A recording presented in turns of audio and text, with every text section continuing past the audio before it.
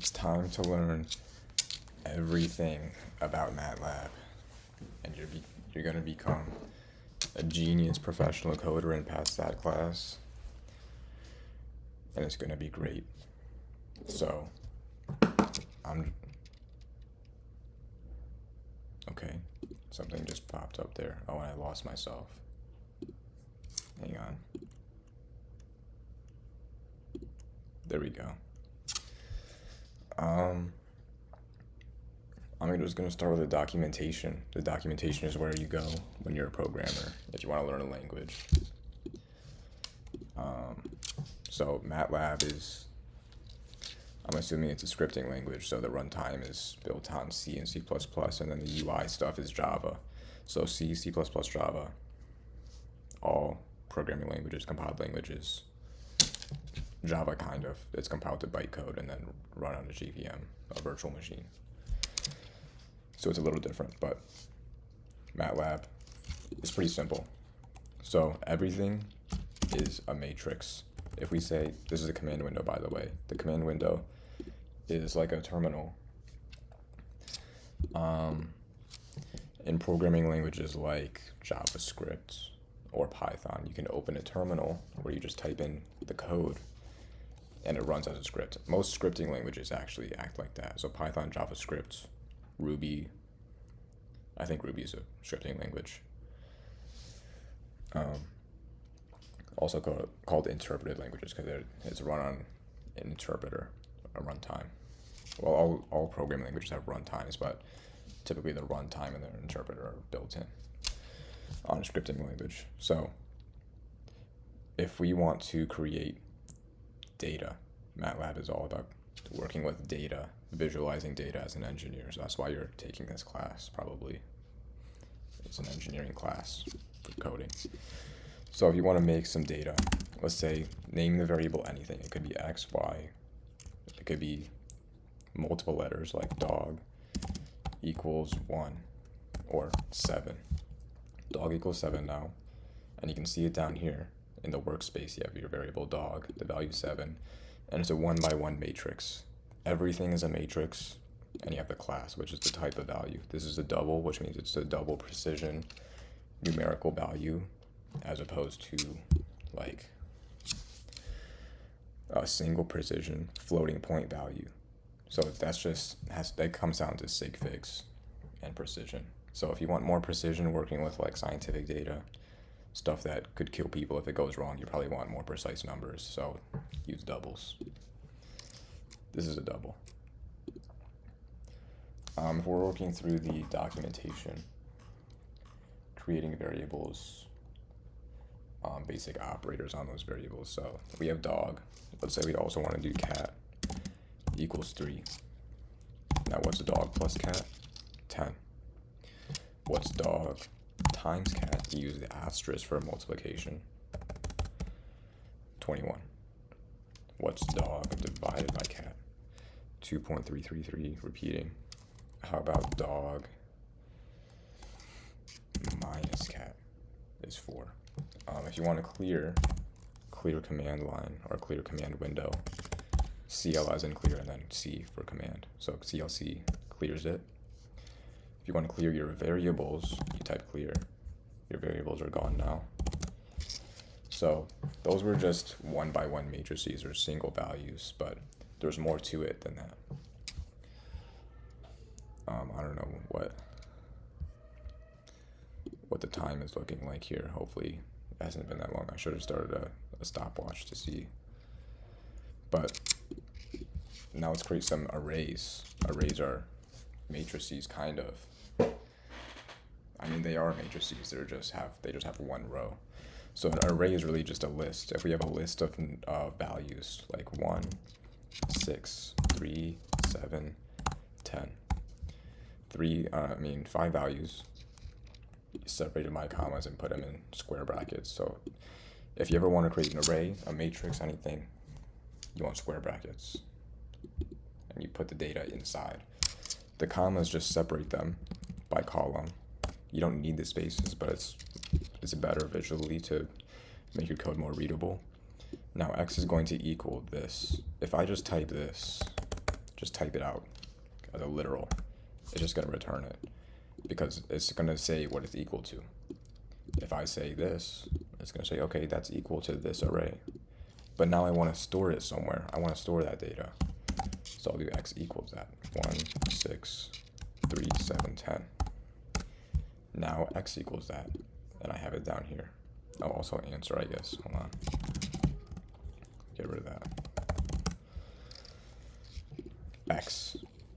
That's just an array though. That's not, well, it is a matrix, but it's more of an array. Matrices, their defining attribute is that typically they're 2-dimensional or 3-dimensional. So if we want to make a 2-dimensional matrix, maybe Y, we want to do a little differently. We'll still do sub-arrays. So each row is an array. We'll do 1, 2, 3, but then we put a semicolon to separate each row. Now we could do 4, 5, 6, semicolon, 7, 8, 9. That's done. And look, it made a 2-dimensional array. What can we do with that? We can do y times 2, see what that is. Well, we'll just multiply every value by 2. You can also transpose matrices by doing, we say you want to transpose y, you just do a single quote. It's transposed now, so the rows and columns are flipped. Let's say you want to do a column array, so a vertical column array. So we don't want one that's like this. We don't want 1, 2, 3 across. We want a vertical one. We can do y equals, create the same thing, but then transpose it so it's flipped. And now it's 1, 2, 3 down. Maybe you want to do some matrix multiplication. So you can do x times y, 14.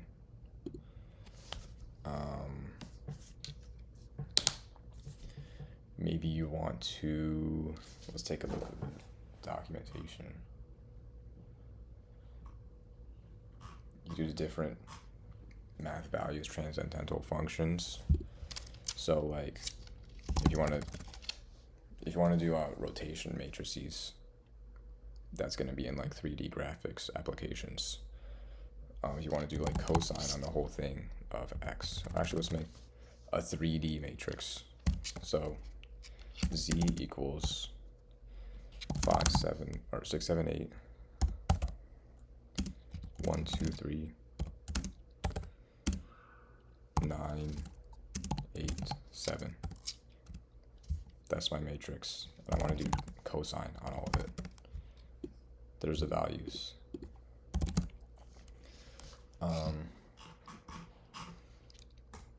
So that's pretty simple. Say you want to do, we want to do that transposition, inverse operations. If you want to invert array, you're going to do x times its, or you can do inverse x. Matrix must be square, that's right. Then we can do z, inverse z, infinity. Okay, that's great. Matrix is singular to working precision. Well, let's not do the inverse on that one then. That's fine. Maybe z times inverse.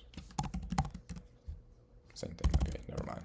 I don't know enough about linear algebra, I guess.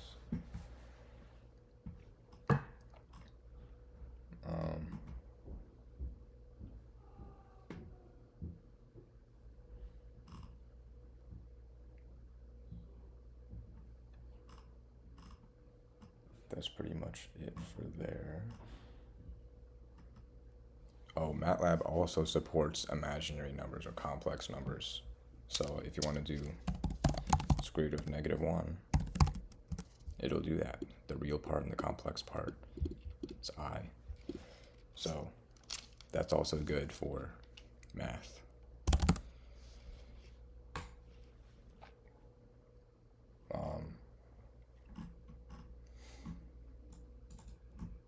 There's stuff here accessing stuff in arrays or matrices.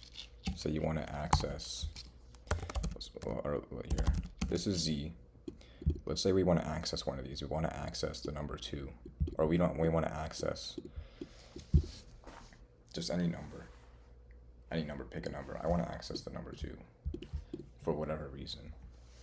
This was going to seem like kind of useless for now, but it'll make sense as we go further in the documentation.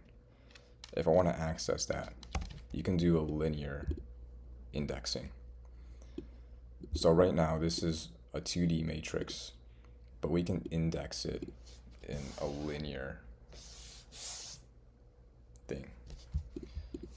So you could just say, this is index 1, this is index, oh, you can't see where I'm clicking. This is index 1, this is index 2, index 3, 4, and 5. So I'll access Z5, and that's 2. Now, what if I want to access multiple elements at the same time? Maybe I want to access the first 2 elements, 6 and 7. 6, 7. I can do that from 1 to 2. Oh wait, that's for rows, never mind. If I want to do Z, what's the documentation say? To refer to multiple elements in an array, use the colon operator, which allows you to specify a range from start to end. For example, list elements, first 3 rows. Well, I want the first row. Oh, columns. I want the first and second column. Okay, 6, 7. So this is functions. You're gonna have to know functions. Hopefully you remember functions from Python, but you have a function like, say you want to tell the computer to, like the square root function from earlier, square root. You can tell it to square root, but it doesn't know what to square root. Not enough input arguments, so you have to put input arguments. When you define a function, they're called parameters. When you put them in, they're called arguments. And I'll explain that more later. I want to make this first thing kind of short, so it's not annoying. So square root, what do I want to square root? I'll square root the number 100. That's my input argument. My argument is 100 in the function square root, and it's 10. Now, the function that I want to do here, I want to access. So this isn't really a function, it's more just a syntax for it, but I still need to put an input argument. What do I want to access from Z? I want the first row, and say I want the third column. That's the number 8. Let's say I want the first row and everything, then you just put a colon. Everything on the first row. Maybe you want colon. That's just gonna list everything. All of the rows and all of the columns. Maybe I want the first through the second and third column. Or second and third row, I mean. But only the first column. 1 and 9. Right here. 1 and 9. That's the second and third row, first column. So that's good. You can access those. Creating kind of a quick way to create vectors or arrays. And then I'll get into plotting, and then I'll be done for this one. So you want to create a quick list of numbers, like 1 through 100. Well, here's my list, and I want it to start at 1 and go to 100. If you do that, it'll list 1 through 100.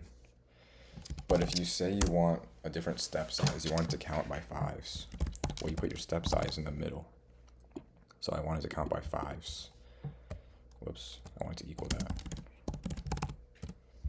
Now it's counting by 5s up to 100, but it never actually made it to 100 because it starts at 1 and it's going to go up to 95 and then add the 1, and after 96, if you add 5, it's going to be over 100, so it stopped. Now plotting. So plotting is a pretty good feature of MATLAB to visualize data. say you want to plot some data for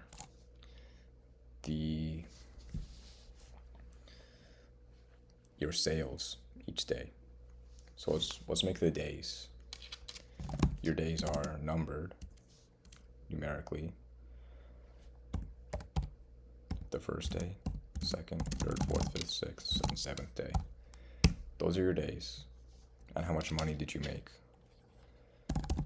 Revenue equals, maybe the first day I made $50, then $0, then maybe I lost $100, then I guess that wouldn't be revenue, but you know what I mean.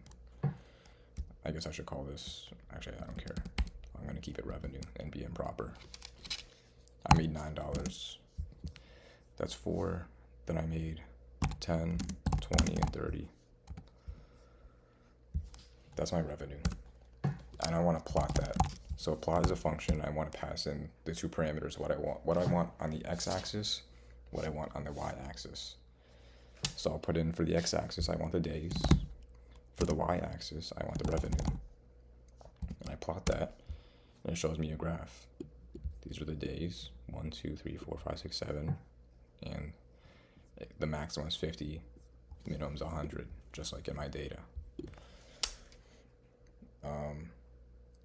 Maybe you want a continuous graph. This is the last thing I'll show. Say you just want to plot the graph of sine. Well, I want the x-axis to be, I'll just name this x, the x-axis. I want it to be a linear space from 0 to 2 pi. Let me get one full revolution, or one full wavelength of a sine wave. 2 pi. From 0 to 2 pi, that's my interval. It's a continuous interval, so it's creating a linear space. It's doing that. Now I want my y to be the sine of that linear space. Every value in that linear space, I want it to be the sine of that value. So when I'm saying sine of x, I'm passing in that interval. It's like math class. I'm passing in all of the values of x into the sine function, and it's going to output it onto this variable, y, which is going to create another array. Just like that. This is the array of y. So I can plot that. I name my x-axis x, and y. It's my y-axis, and I plot that, and it's just a sine curve from 0 to 2 pi, so a little more than 6. And that's pretty much it for the introductory stuff. There's obviously more to it, but I want to keep this one kind of short. So that's all for now.